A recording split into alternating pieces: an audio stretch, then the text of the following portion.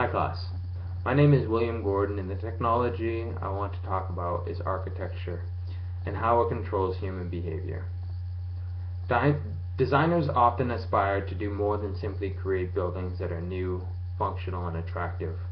They promise that a new environment will change behaviors and attitudes. Architecture is more than four walls and a roof.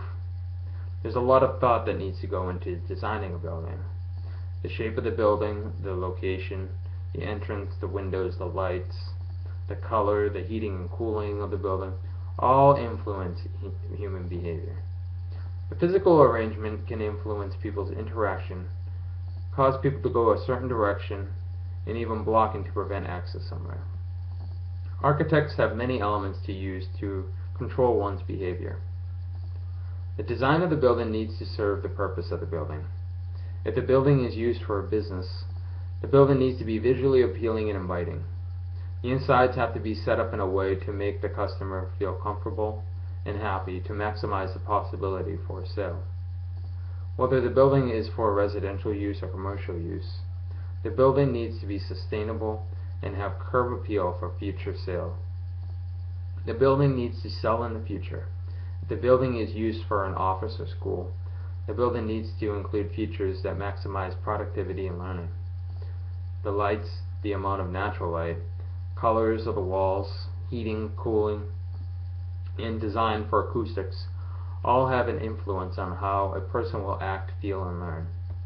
If the design of the building does not fit the purpose of the building, then the resident might not like it enough to buy it. The customer might not want to buy the product. Workers might become less productive, and students may be too distracted to learn. There can be many negative effects from misplaced elements inside and outside the building. We live in a world where we are becoming more efficient, productive, and trying to get people to do and act the way we want them to do.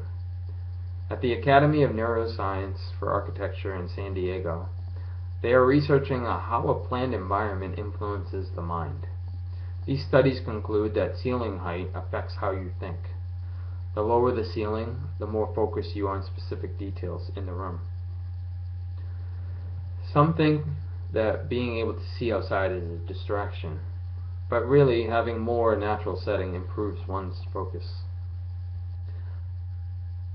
How the way the rooms, windows, doors, hallways, and partitions are laid out can encourage or hinder communication and can have an effect on social interaction.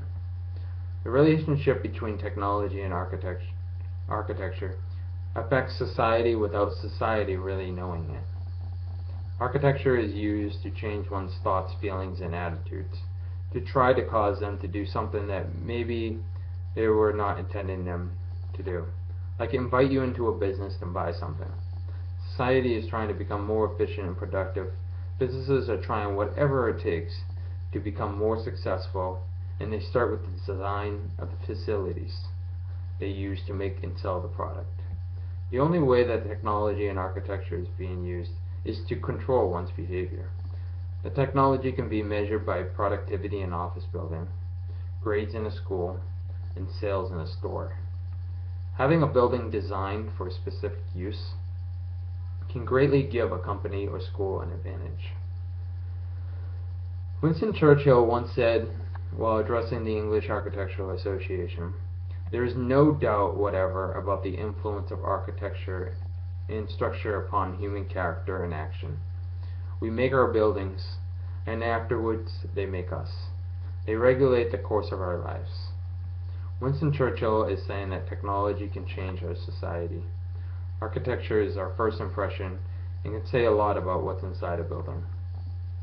We may think to ourselves that if the outside looks like this, I wonder what the inside will be like. If our first impression is a good one, we'll already have a positive view when we walk through the door.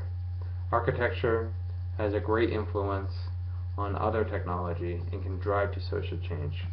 We can have an expectation of what's inside a building based on what we see and how it makes us feel inside. Society also has a great influence on architecture. If architects doesn't understand society, where technology is headed, then the building might drive away customers, make employees less productive, and can be a distraction to students. Architecture can influence society, while society can influence architecture. The technology used in architecture is a science. Every element in a building can make us do something and feel something, and how these elements strategically laid out and make us do exactly what the architect intended us to do. Thank you. Bye.